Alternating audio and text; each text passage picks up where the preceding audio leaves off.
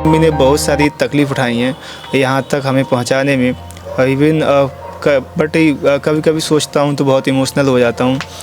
कभी कभी उनके पास एक एक साड़ियों में गुजर गई हैं। और कई बार ऐसा रहा कि जब मैं 9th क्लास में था तो फ़ीस का नहीं था। सर ने बोला कि फ़ीस लेके आओ। मैं घर आके रोने लगा। मैं बोला कि मम्मी, सर ने बोला है कि आज ही आपका रजिस्ट्रेशन का लास्ट डेट है और फ़ीस लेके आओ। तो उस दिन क्या हुआ कि मैं रोने लगा और कोई भी माँ अपने बच्चों के आंसू नहीं देख पाती है। तो माँ के कानों की बालियाँ थीं, तो वो मम्मी ने उसी दिन जो है सुनार के पास रखवा दी और जो है फिर वो फ़ीस को जमा किया गया। तो वो दिन मतलब मुझे आज भी मैं याद करता हूँ तो बहुत। ऐसे ही मेरे जीवन में बहुत सारी कठिनाइयाँ रही हैं। मैं 2018 में दिल्ली आया। तो 2018 में जब मैं दिल्ली आया तो पापा जो है 4 भैंस बेच दिए कि दिल्ली का सबको पता ही है, आप जानते हैं कोचिंग्स का कितना बड़ा फ़ीस है। गांव में सीजनल काम है और 4 दिन मजदूरी मिल गया, महीने में 6 दिन मिल गया, उससे क्या ही होता है। खाने के लिए अनाज दूसरे के खेतों में काम कर लिया, उनसे मिल जाता। कभी कभी हम भी काम करने चले जाते, मेरे छोटे भाई ये भी काम करने चले जाते। पापा ने बेच के भैंस हमारी फ़ीस जमा कर दी। NCERT पढ़ लो, बट ये नहीं पता था कौन सी NCERT पढ़ने। पापा ने 1,10,000 में बात कर ली, बड़े हाथ जोड़े कोचिंग के सामने। तो उन्होंने किया कि चलो ठीक है। तो पापा ने जिस तरह से हाथ जोड़े हैं सबके सामने, तो एटलीस्ट उनको इस चीज़ का सम्मान मिलना चाहिए कि ये रिग्रेट ना हो कि यहाँ भेज रहे हैं तो इस मतलब जो है कोई मैं कर नहीं पाया कुछ। तो वो सब चीज़ें थी। ये सारे मोमेंट मेरे लिए हर पल ऐसा लगता कि मुझे मोटिवेट करते थे। वो चीज़ें जब मैं अभी भी याद करता हूँ तो बहुत इमोशनल हो जाता हूँ कि मेरी खातिर पापा हाथ जोड़ने, पैर पड़ने सारे लिए तैयार हो जाते। मतलब जितना सेक्रीफाइस उन्होंने किया है, बहुत चीज़ें इमोशनल कर देती हैं वो सब चीज़ें।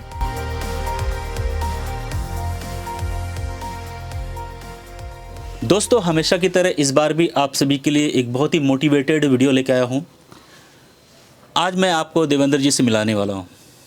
एक ऐसा लड़का जिनकी ज़िंदगी में स्ट्रगल के अलावा कुछ रहा ही नहीं। एक ऐसा लड़का जिसने आखिरी दम तक हिम्मत नहीं आ रही। एक ऐसा लड़का जो बहुत सारी चुनौतियों से निकल के आज हमारे बीच आया है। देवेंद्र हमारे साथ हैं और फॉर्चुनेटली जो खुशी की बात है वो ये है कि UPPCS 2024 की जो रिज़ल्ट आई है, सर ने क्वालिफाई किया है। सर को मुबारक हो। और now he is going to be a SDM। Sir ji sir, struggle तो बहुत सुने हैं मैंने, लेकिन आपकी स्ट्रगल कुछ डिफरेंट है। और लोग कहते हैं ना कि मेहनत कभी ज़ाया नहीं जाता और भगवान से, खुदा से कभी मायूस ना हो। वो देता है, ज़रूर देता है, आज न कल सभी को देता है, बशर्ते कि आप पुरशिद्दत के साथ जिस काम में लगे हैं उसको करना है। देवेंद्र जी, सबसे पहले कॉन्ग्रेचुलेशन सर, बहुत बहुत धन्यवाद। और हाँ, इनके भाई हैं जो सब एक साथ एक छोटी सी रूम है उसमें रहते हैं। ये मेरा सबसे छोटा वाला भाई है गुड्डू। अच्छा। और ये मेरे मामा का बेटा अर्जुन और ये भी मेरे मामा का बेटा मोनू। आप तो SDM बन गए हैं। कैसा लग रहा है आपको भाई? बहुत अच्छा लग रहा है, बहुत अच्छा लग रहा है। तो भाई ने पार्टी उठी दी कि नहीं? हाँ, पार्टी दी थी। पता चला था इस रूम पे कल पार्टी चली है, एकदम चिकन वगैरह सब लाए थे आप लोग हैं? हाँ, पार्टी चली। तो इनसे इंस्पिरेशन मिल रही है ना कि आप जब भाई कर सकते हैं तो आप भी कोशिश करोगे, राइट? जी सर। ठीक है। तो दोस्तों, देवेंद्र जी से मैं बात करूंगा कि किस तरह से यहाँ तक पहुँचे हैं, किन किन कठिनाइयों से गुजरे हैं।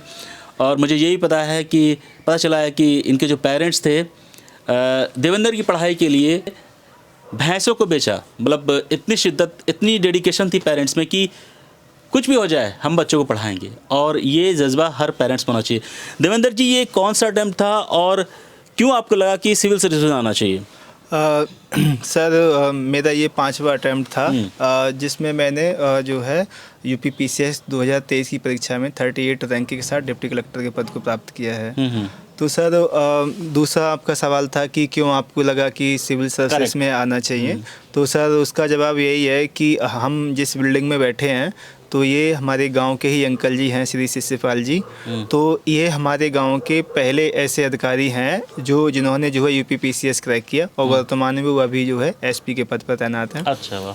तो हमारे पिताजी जो है वह उन्हीं की कहानियाँ सुनाते थे पहले से ही कि मतलब गांव में जो है कि पढ़ाई के दम पर जो है कोई भी कहीं भी पहुंच सकता है। और दूसरा ये था कि हम लोग जो हैं ग्रासरूट लेवल से उठे हैं।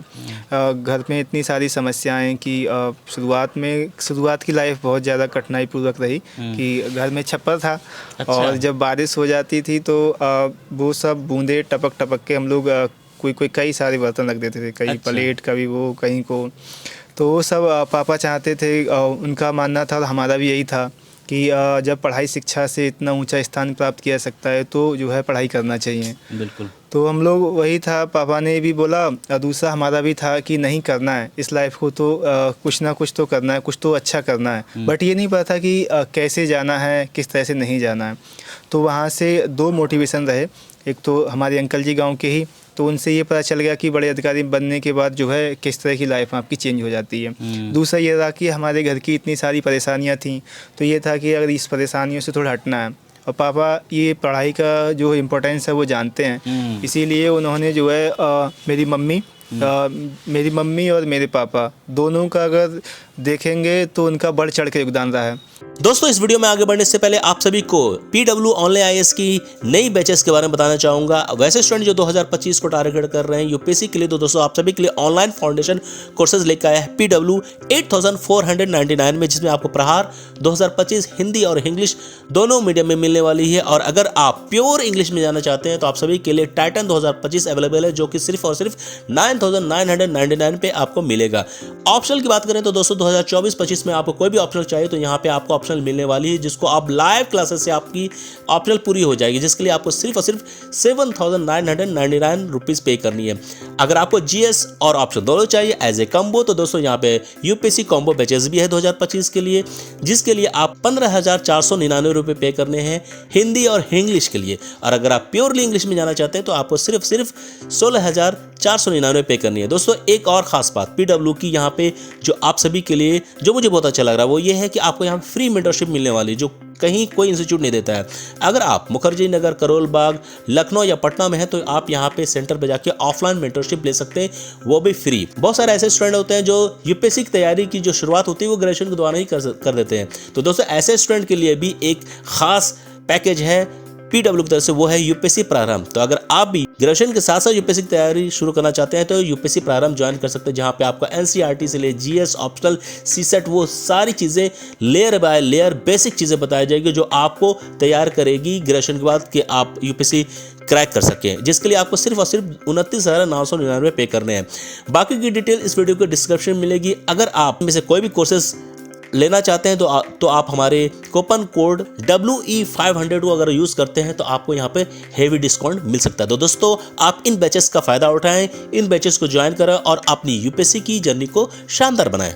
पापा का देखेंगे तो मम्मी से देखेंगे तो पापा से बढ़कर उनका योगदान रहा है। तो बहुत सारी है कि मेरी मम्मी ने बहुत सारी तकलीफ़ उठाई हैं यहाँ तक हमें पहुँचाने में। इवन बट कभी कभी सोचता हूँ तो बहुत इमोशनल हो जाता हूँ। कभी कभी उनके पास एक एक साड़ियों में गुजर गई हैं। अरे, तो ये बहुत ज़्यादा मतलब दुखपूर्वक मुझे लगता है, बहुत इमोशनल मोमेंट है।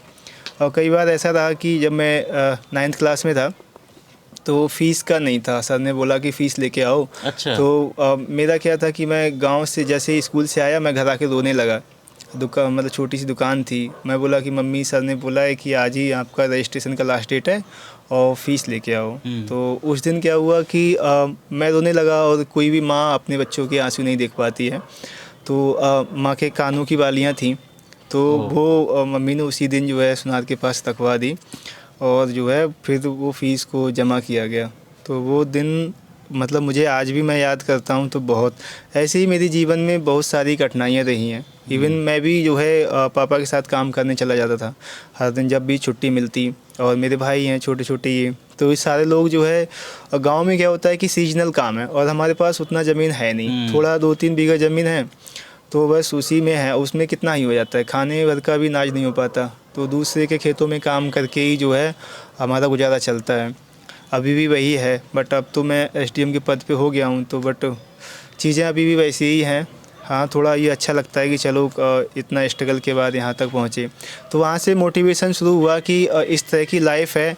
और दूसरा कि हमारे बाबा साहब अम्बेडकर, तो उनकी लाइफ से प्रेरणा मिलती है कि भाई उन्होंने इतना स्ट्रगल किया, और आज स्ट्रगल के दम पे ही जो है उनको दुनिया में एक पहचान है। और भारत के संविधान में सबसे बड़ी भूमिका जो उन्हीं की रही है। तो ये पता चलता है कि पढ़ाई जो है वो आपकी लाइफ को बदल सकती है। तो मैं भी सोचता हूँ कि भाई क्यों ना पढ़ाई की जाए उस तरह की। मैं 2016 में बीएससी कर लिया। 2016 के बाद सोचा कि अब तैयारी की जाए। ये नहीं तो हम लोगों को ये नहीं पता था क्या पढ़ना है कैसे नहीं पढ़ना है, क्योंकि उस समय तक जहाँ हम हैं जिस बिल्डिंग में, तो अंकल के बारे में हम सिर्फ सुनते थे, बट ये नहीं पता कहाँ है, उतना ज़्यादा कांटेक्ट नहीं था। लेकिन 2019 में जो है पता चला कि अंकल यहाँ रहते हैं, और उनका ये कहना था हमारे गांव में कि कोई भी सही किसी कम्युनिटी किसी उससे वो कोई मतलब नहीं करता, गांव के हैं, और अगर यूपी पीसीएस या यूपीएससी की तैयारी करना चाहते हैं तो फ्री ऑफ कॉस्ट यहाँ रह सकते हैं, उनकी ये बिल्डिंग है। तो हम 2019 से मैं यहाँ रहने लगा और घर से खर्चा मुझे मिलता रहा। हाँ, मेरी लाइफ में बहुत सारे फेलियर्स आए, कई सारे, एक अटैम्प्ट, पहला अटैम्प्ट, दूसरा, तीसरा, चौथा, और यूपीएससी मैंने दिया। मैं टारगेट तो करके आया कि 1-2 साल में मतलब फोड़ देंगे यूपीएससी, बट ये सच्चाई है नहीं कि जिस रूरल बैकग्राउंड से मैं आता हूँ, और मैं बहुत ब्रिलियंट स्टूडेंट तो हूँ नहीं, एवरेज स्टूडेंट रहा हूँ हमेशा से। जब मैं 2018 में दिल्ली आया, तो 2018 में जब मैं दिल्ली आया तो पापा जो है 4 भैंस बेच दिए, कि दिल्ली का सबको पता ही है, आप जानते हैं कोचिंग्स का कितना बड़ा बड़ा फीस है, और हमारे पास तो इतनी बड़ी पूंजी कभी है ही नहीं। तो हम लोगों ने, हमारे पापा ने 4 भैंस बेच दी, क्योंकि उनके अंदर ये था कि जिस तरह की लाइफ हम जी रहे हैं, क्योंकि गांव में सीजनल काम है और 4 दिन मजदूरी मिल गया, महीने में 6 दिन मिल गया, उससे क्या ही होता है। हम 4 भाई हैं और उतना खर्चा चलाने में बहुत तकलीफ़ होती है। खाने के लिए अनाज दूसरे के खेतों में काम कर लिया, उनसे मिल जाता। कभी कभी हम भी काम करने चले जाते, मेरे छोटे भाई ये भी काम करने चले जाते। तो खेती के इतने काम होते हैं, तो वही मजदूरी करते थे, चाहे गेहूं की कटाई हो, धान की कटाई हो, ईख की खुदाई हो। तो एक मजदूरी था या फिर क्या था? मजदूरी था। मजदूरी थी, तो मजदूरी के दम पे जो है हम लोग पढ़ते रहे, और मम्मी पापा वो सब परेशानी उठाते रहे। 2011-12 में तो हम लोग उस टाइम जब आप मजदूरी कर रहे तो आपको लगा था कि कल को आप एसडीएम बन सकते हैं? कुछ ऐसे दिमाग कभी भी कुछ ऐसी बातें आई थी आपको? हाँ, मतलब ये था कि किसी तरह से जो है अपनी पढ़ाई कंटिन्यू करना और एक दिन जो कुछ तो अच्छा करना है। स्ट्रगल से जो है चीज़ें प्राप्त की जा सकती हैं, क्योंकि एक नॉर्मल जो स्टूडेंट है वो भी मतलब जो है आपको जो है हाई जॉब पा सकता है। तो ये था। और दूसरा 2-3 चीज़ें मेरे साथ बड़ी फैक्टर्स रहीं। एक तो मेरे अंकल जी का हमारे गाँव से होना, और दूसरा हमारे माँ बाप का स्ट्रगल, उनको देखा हमने और उनकी कितनी सारी परेशानियाँ हैं, तो वो सब चीज़ें देख ली। और दूसरा हमारे बाबा साहब अम्बेडकर, क्योंकि उन्होंने जो है कितना स्ट्रगल किया ये सारे लोग जानते ही हैं। मैं चाहता हूँ, इस वीडियो का मकसद यही है कि जो भी बच्चे इस वीडियो को देख रहे हैं ना, आप लोग कभी हिम्मत मत हारो। मतलब दुनिया में हर एक चीज़ पॉसिबल है, आप कुछ भी कर सकते हैं।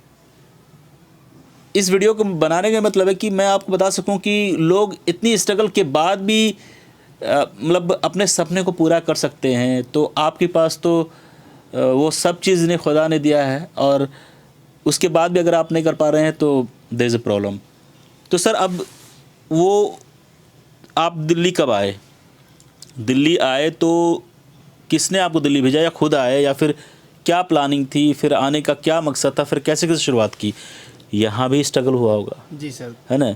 तो स्ट्रगल को झेलने का तो आदत थी आपको, तो यहाँ पे क्या स्ट्रगल, दिल्ली में कैसे स्ट्रगल हुई आपको? सर यही था कि सबसे पहले 2017 में मैं बरेली गया पोस्ट ग्रेजुएशन के लिए। तो वहाँ मैंने पॉलिटिकल साइंस से अपना बरेली कॉलेज बरेली से मैंने जो है अपना पोस्ट ग्रेजुएशन की शुरुआत की, और वहीं एक कोचिंग थी। तो वहाँ हम लोगों ने वहाँ पहले जो सबसे पहले 25,000 रुपये पापा ने जमा किए। एक सर 1.5 लाख में बात हुई थी कि 1.5 लाख रुपये में तैयारी करा देंगे, और गांव में रहता ही है कि आईएएस की तैयारी है, पीसीएस की तैयारी, पत्नी क्या ही है, मतलब एक हाइप बना हुआ, एक डर है। तो जितना कह देते हैं लोग पे करने को तैयार हो जाते हैं, कोई नहीं, पे करके हम बन जाएंगे, चाहे कुछ भी उसके लिए हमको सेक्रीफाइस करना पड़े। तो वही हमारे साथ था। पापा ने बिल्कुल कुछ सोचा नहीं, मतलब मेरे पापा जो है ना, कुछ भी हमारी पढ़ाई के मामले में कुछ सोचते नहीं है। जितना होगा देखा जाएगा। पापा ने बोला तन से, मन से, धन से, सब कुछ तुम्ही को समर्पण है, तुम बस आगे पढ़ते रहो। तो वो सब चीज़ें चलती रहीं। तो पापा ने उस समय भैंस बेच दी, और वही हमारे खर्चे का जरिया था बेसिकली। तो पापा ने बेच के भैंस हमारी फ़ीस जमा कर दी। वहाँ मुझे लगा 2-3 महीने मैंने तैयारी किया तो वहाँ मैं ये नहीं सीख पाया कि क्या पढ़ना है क्या नहीं पढ़ना है। बस यही था कि NCERT पढ़ लो, बट ये नहीं पता था कौन सी NCERT पढ़नी है। तो मैं तो 6 से 12वीं तक का सारी NCERT ले आया। बट ये रहा कि शुरू में मैं सोचता था कि कोचिंग से मेरी जो है सारा सिलेबस कंप्लीट हो जाए। तो उसी डर से जो उसी बेस पे मेरी डिपेंडेंसी जो है सारी कोचिंग्स पे हो गई कि कोचिंग्स पे पहले जो है हमको पहले पढ़ा देंगे, ये सिलेबस कवर हो जाए। और सिलेबस का कुछ पता नहीं था हाँ वहाँ, क्योंकि बताया नहीं गया। तो हमारे मेरे दोस्त हैं तो उन्होंने बताया कि भाई ऐसा करो कि दिल्ली एक बार आप लोग घूम आओ। तो मैं 2017 में दिल्ली घूमने आया और मैंने तैयारी जो है 2018 से यहाँ एक कोचिंग थी दिल्ली में ही विजयनगर में, वहाँ हम लोगों ने यहाँ आप जानते ही हैं कि जैसे ही आप घर से उतरे, जैसे ही आप गाड़ी से उतरेंगे, कई सारे कोचिंग्स के जो प्रचार करने वाले होते हैं वो मिल जाते हैं कि हमारी कोचिंग चलो, हमारे यहाँ इंक्वायरी कर लो। हम जैसे ही गए और इंक्वायरी के लिए हम पहुँच गए और थोड़ा मेरे लिए क्या था कि थोड़ा बैठने में प्रॉब्लम होती थी, मेरा फिजिकल प्रॉब्लम था पीठ में। तो मैं सोचता था कि यहाँ बैठ के मैं अच्छे से पढ़ सकता हूँ। जैसे मैंने देखा, मैंने कहा लॉन्ग टाइम पर पढ़ सकते हैं और थोड़ा वहाँ सिलेबस के साथ साथ जो है पढ़ाते थे। तो वहाँ हमारे पापा ने 1,10,000 में बात कर ली, बड़े हाथ जोड़े कोचिंग के सामने। तो उन्होंने किया कि चलो ठीक है, बहुत ज़्यादा करना पड़ा। उस दिन मुझे लगा कि मतलब पापा ने जिस तरह से हाथ जोड़े हैं सबके सामने, तो एटलीस्ट उनको इस चीज़ का सम्मान मिलना चाहिए कि ये रिग्रेट ना हो कि यहाँ भेज रहे हैं तो इस मतलब जो है कोई मैं कर नहीं पाया कुछ। तो वो सब चीज़ें थी, ये सारे मोमेंट मेरे लिए हर पल ऐसा लगता कि मुझे मोटिवेट करते थे।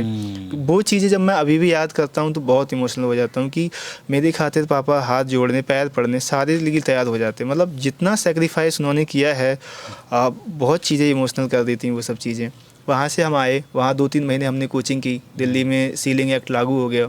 सीलिंग एक्ट के थ्रू वो बिल्डिंग रेजिडेंशियल थी, कॉमर्शियल काम होता है कोचिंग का, तो वो बिल्डिंग जो है सील हो गई। फिर हम लोगों ने 1 साल 1.5 साल तक लगभग हम कोचिंग के ही जो है केस के चक्कर में हम लोग भागते रहे। फाइनली हमारा कुछ नहीं हुआ और 1-1.5 साल हमारा ऐसे ही बर्बाद हो गया। फिर दिल्ली में ही एक फ्री कोचिंग का है दीक्षांत, वहाँ सेंट्रल गवर्नमेंट की स्कीम के थ्रू मैं आया। वहाँ मेरा एडमिशन हो जाता है जुलाई में। वहाँ जुलाई में होता है और मैं अपनी पीठ की समस्या, जो रीढ़ की हड्डी थी उसमें कुछ प्रॉब्लम्स थी मुझे बहुत। तो मैं इवन आधे घंटे 20 मिनट बैठना मुझे बहुत मुश्किल हो जाता। बट था कि जब पापा की वो सब चीज़ें मैं याद करता, मम्मी की वो सारी हालतें और घर में, और क्योंकि मेरे भाई क्या है कि मेरे भाइयों ने जो है छोटे छोटे तो हैं ये लोग भी मजदूरी कर करके जो ने सारा पैसा जोड़ के मेरे लिए था कि कोई नहीं, एक कम से कम एक बंदा पहले आगे बढ़ जाए तो हम सब लोग भी आगे बढ़ जाएंगे। तो ये है कि इनके सारे हिस्सों का जो बेनिफिट इन्हें मिलना चाहिए वो सारा बेनिफिट मुझे मिला कि क्योंकि मैं यहाँ हूँ, या आप जानते हैं दिल्ली में कितने सारे खर्चे होते हैं। तो वही सारी चीज़ें चलती रहीं।